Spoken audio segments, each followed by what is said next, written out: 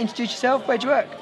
My name's Dave Bedwood, and I'm a creative partner, or founder, creative director, one of the founders of Lean Mean Fighter Machine.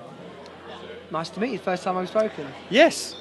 Yeah. Do you want me to elaborate on anything? No, that's a good one. Yeah. That's enough of that. Just give me the wink and I shall elaborate. So tonight's theme, it was pretty much a look back at 12, look forward to 2013. Yep. Agencies and startups. Has it been a tough year, and what do you think it's going to be like for next year? Crikey, I don't know of many. The thing is, when you're in deep with your own agency, you sort of tend not to. I haven't really looked out or heard of any startups in 2012. I can't think of any that have done it. I don't know if you can. It seems to be a big area. Social media seems to be the huge growth area. In terms of, what was the question again? Have I startups, seen any? what's the market for startups next year? Is it going to be easier, harder? Well, I don't know. when we did it, it was a long time ago now. It's almost like 9 years ago.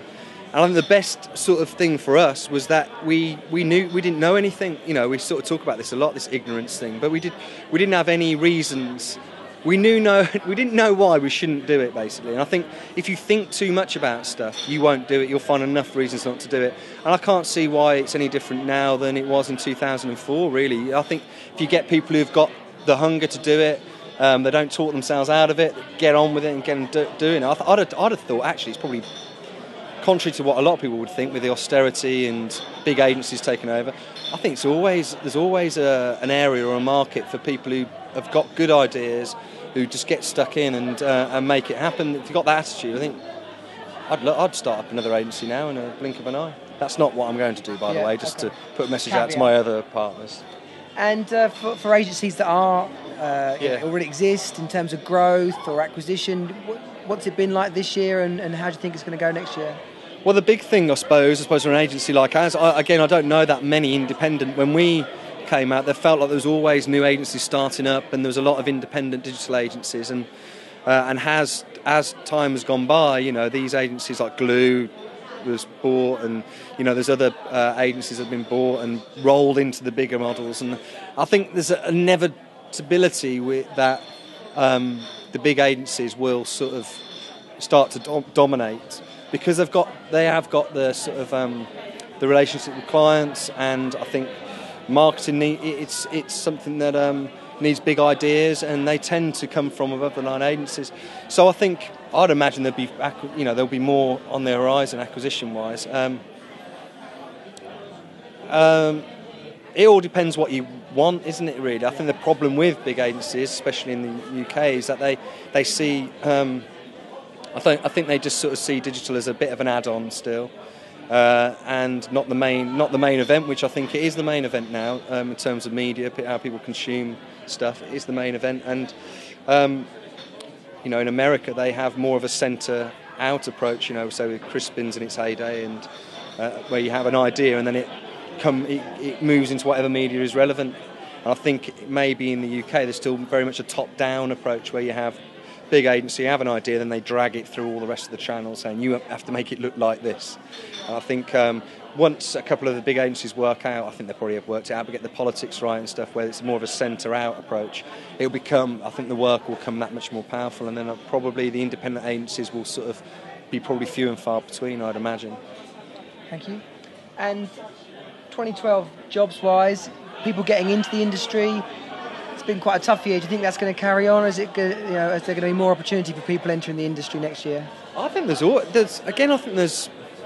all sort of cliche stuff, really, what I would say, but I think there's always opportunity for, especially creative side, because there's rare, I suppose what I tried to talk about in my talk earlier was about this rare skill of being able to distill ideas down into, using the poster as the ultimate way of doing that.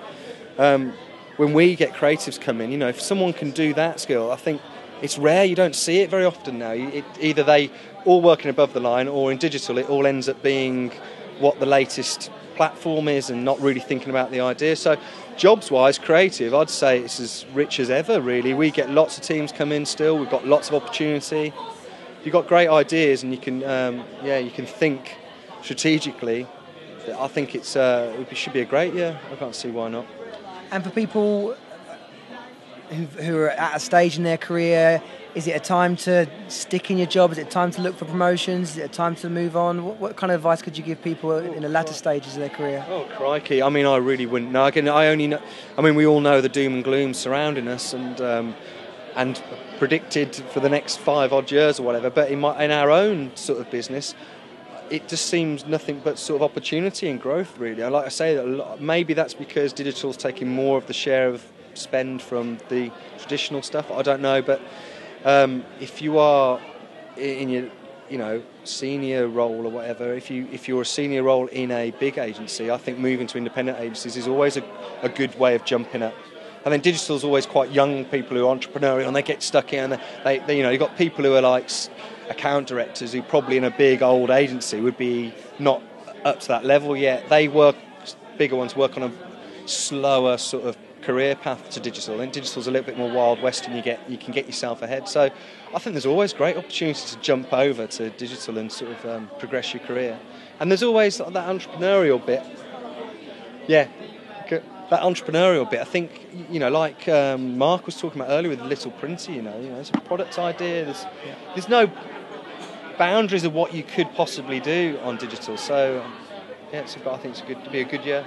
And the digital and tech versus traditional, is that still a relevant question or not so much? I don't know. I mean, I think for me, we've had that question for like 12 years or something, and I think it's just it's a case of respect really from both. I mean, it used to be big because designers and programmers would be writing ads, and I'm not either of those skills. I'd be like, well, I write ads and you brilliant design and programming. Why should there be an argument? It's collaborative and complementary skills, but I think just as much there'd be no argument on if with film where you've got a DOP doing the cinematography and the director directing it and the writer writing the screenplay. It wouldn't be like, well, hang on, I want to write the thing, and then everyone knows and respects the roles. And I think we've moved on, and I hope we've moved on from that. And certainly in our agency, you moved on from that in terms of ideas can come from anywhere and all of that, but you need people who are responsible for certain roles. And me personally and the creative teams I've got in, every single day when they have got the responsibility of coming up with a great idea day in, day out. They can't just have one every now and again and go, oh, everyone can have an idea. They've got to do it day in, day out. And with the programmers, they've got to everyone's got their own responsibilities, and you try and collaborate and find things cross over and there's grey areas between the two, and that's brilliant. But you still need people who are very good at spotting where a good idea comes from as well. So I think it should be probably the only person talking about it is me, maybe, I don't know, but no one else is that bothered. But I think there's certainly with traditional how it used to be and how I sort of started out, it was traditional, and then design felt like two different things. And I think with digital, it's probably the first medium where you can properly have more, this collaboration coming to the front. Okay. And 2 final questions. The first, a skill for 2013. What do you think is a skill that everybody should have, or certainly be going out and getting? I think just get better. I think, like I was saying, a skill that everyone should have in 2013. I think people should concentrate on the boring skills, the hard skills of talking just about copywriting or writing. You should concentrate. There's a wealth of information and people who are brilliant with the technology, and we don't suffer for information on that side. I think people who want to write should just concentrate on the hard bit of it, and I think maybe for myself, I learnt more about last year, and this year hopefully more about film making and writing for that. Looking at you're writing ads, but really people don't want to watch ads, they want to watch interesting things, don't they? And who make the best interesting things, what filmmakers, what TV, and try and learn that. And it's a whole hard craft, So for me, if I was starting out, maybe they're already doing it, but I'd definitely be looking down that barrel, of hardcore sort of screenplay writing or whatnot. Okay. And finally, is there something we should be looking out for in 2013, or something you think will be big in 2013? No, do you know what? I don't know, and I'm not I know it's in digital again. I think this is a symptom of digital. Everyone thinks it's about what's next, what's the new thing, and there's plenty of that going on, and it works quicker and faster than any one person could keep up with. So I'm used to that sort of thing. I think my point earlier about what you should look out for, I think you should try and part that. and think about how can I make something sound interesting, or persuade someone to do something in an interesting way, do it in a different way, and focus on that, and that will lead you to interesting. Because if you've got as a writer, if you've got an interesting thought, you then work with a brilliant technologist or programmer, and they bring that. Then it's about how do we communicate that really simple thought in what can we do to bring this to life, and in the right way, in the appropriate way for the audience we're talking to. That's when it goes into the next level, So predictions wise, I've got no idea, but just try and do something interesting, I suppose, is the boring answer. Great. Really appreciate your time. Thanks for Pleasure. talking to us tonight. If there's someone you'd like Source to interview, or a question you'd like us to ask, then put it in the comments below now. If you'd like to meet more of London's creative industry, subscribe to our channel by clicking the subscribe button above. And don't forget to like this video below. Thanks for watching.